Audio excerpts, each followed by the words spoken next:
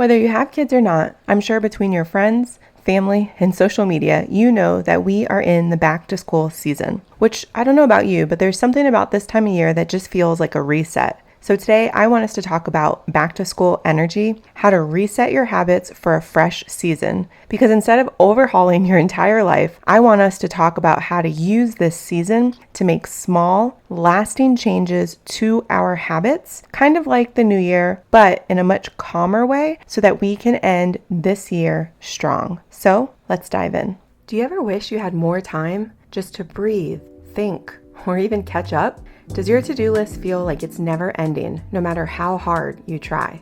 Have you ever looked around and thought, why does everyone else seem to have it all together and I'm barely holding on?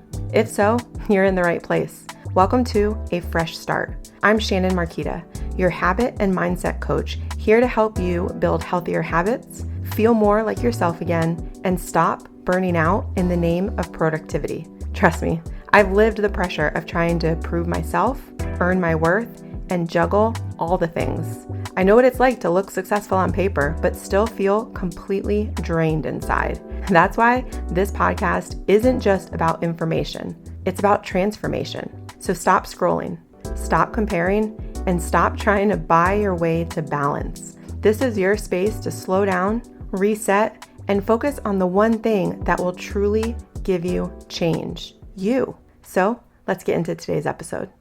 If you're new to the show, or even if you're not, I just want to take a minute to introduce myself. My name is Shannon Marquita, and I am your habit and mindset coach.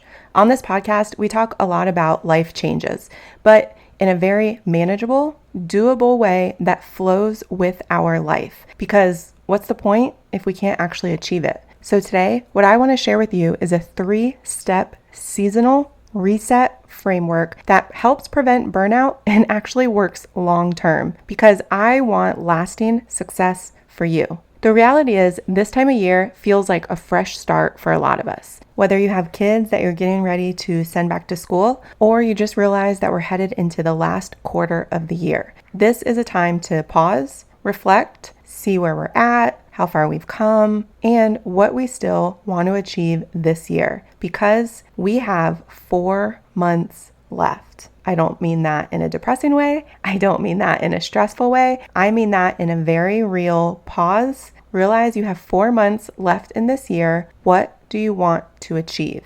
And then let's do it, which starts by first acknowledging the common mistake that most people make. Trying to do everything and change all the things at once. Don't be that person. This season is a natural habit reset point in the year because we're headed into a new season in a lot of different ways. It is fall, summer's ending, school's starting, we are gearing up for the holidays, we're winding down at work for the annual year, lots of different reasons. And in some ways, it can feel like the new year, which is really exciting, and we make all of these goals and resolutions. But the difference is, in the new year, you have all 12 months ahead of you, and you think, I can do everything, which you can with the right plan. But in this reset, we have 4 months in this year left. So we look at it differently. We don't look at having the entire year, we just break it down. So what do we want to accomplish and what can we accomplish? And so what I want us to talk about today is the 3-step seasonal reset framework that I want to give you to utilize in these last 4 months. And then we'll revisit it as we approach the new year and make a plan going forward. So step number 1 is to choose one habit that will move the needle forward for you.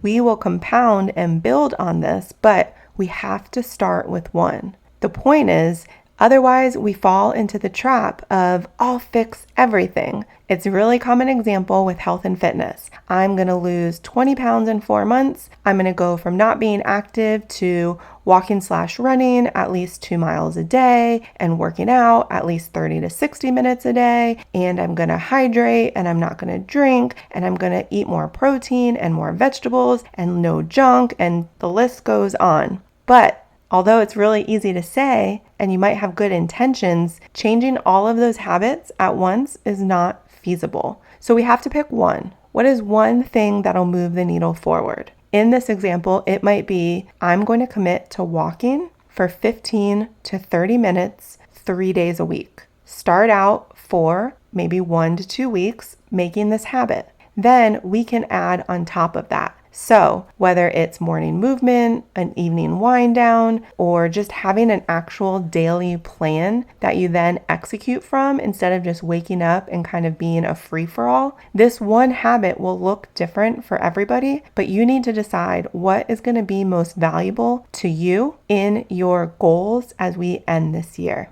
Step number 2 is to build this habit into your existing routine. We've talked about this before and the value of habit stacking, where you attach a new habit to one that already exists. Using our previous example of health and fitness and maybe trying to start with the habit of simply walking 15 to 30 minutes a day, and you're thinking, how am I going to work this into my schedule so it's not so hard or new? And so you think to yourself, what does your morning routine usually look like? Maybe you get up and you make some coffee and you might sit on the front porch or in the living room and just have some quiet time and wake up. Could you combine your new walking habit with this existing one? So walking supports a healthy start to your day with quiet time. Maybe you do it outside and you get some fresh air. Maybe you have an indoor treadmill and that you can use in your living room or in your home office. Wherever it might be, something simple that combines with an already existing habit. Or maybe you like to read first thing in the morning or at the end of the day to wrap up. Could you combine reading and or listening to a great podcast you might know or an audiobook and have that be when you have your walking time? So you could pop in some Bluetooth headphones, you could download the podcast that you want to listen to so that you know exactly how long you have to walk and you've already created that playlist. Whatever it looks like for you, it is simply setting yourself up for success by combining an already existing habit with the new one that you want to form. And then as this continues to build and take root, you then get to stack on top of that habit and create an increased amount of results. Because what you're doing is you're keeping it small, simple, and repeatable, which is also improving your chance of success because you are allowing these new habits to not be overwhelming and be able to pair with existing ones as well as the new ones you want to create.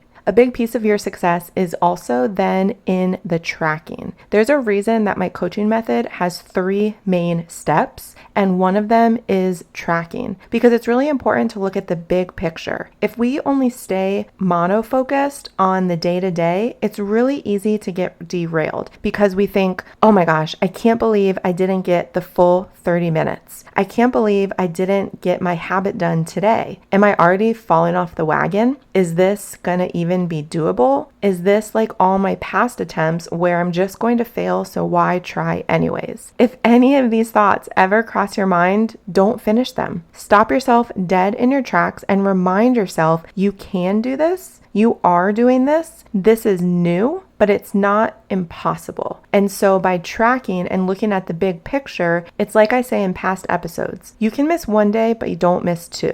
You can actually even miss 2 days. But the reason I say this is because by missing 1 day, but committing to not missing 2 and getting back on track, you're reinforcing the belief and truth that this is a new habit. You are committed. You said this is important to you and why, and we are human. We are not perfect. We will make mistakes, we will mess up, but that doesn't mean that we have failed, nor that we are a failure. Perfection is unattainable. So the sooner you can accept that and acknowledge that, you already are further along in your success journey. I need you to give yourself the same grace that you offer others. And when there is an off day and you might miss your habit, just remember that's okay. Chalk it up to a funky day, but not the norm. You will start to crave these habits, especially health and fitness wise. It's like when people go to the gym and people who don't have that habit look at them like, oh, why are they obsessed? Can't they do something else with their time? Yes, the physical results are nice. Don't get me wrong. But what's even nicer and more addicting is the internal result and reward, the decreased stress, the increased confidence, the peace because we are focused on maintaining healthy thoughts, healthy results, healthy habits. The gym has so many layers to it that yes, the physical is what people often see and may or may not judge by, but it's not a matter of only focusing on those results, because what we see externally, remember, is an overflow of the internal work and results showing. It's not about perfection. It's not about never missing a day or never making a mistake or being the best person in the room. It's about removing the pressure of perfection and allowing for adjustments and reflection on maybe why we missed a day and not quitting. Seeing yourself as a person who keeps their word and commitments and not stopping, but realizing that you just may need a break is a huge step in your progress and success, no matter what the initial habit you chose was to move the needle forward. A big piece that we are constantly working on is reframing how you view yourself and your internal dialogue. You may have quit things in the past. You may have heard some self-talk from others that affected your internal dialogue, but you are not a failure. You can do hard things. You are human. Remember that, and remember that how you view yourself and how you speak to yourself is going to determine your level of success far more than what anyone else may ever think or say, which is why we are working to overcome the all or nothing mentality. It's not, I either do everything perfectly or I'm a failure.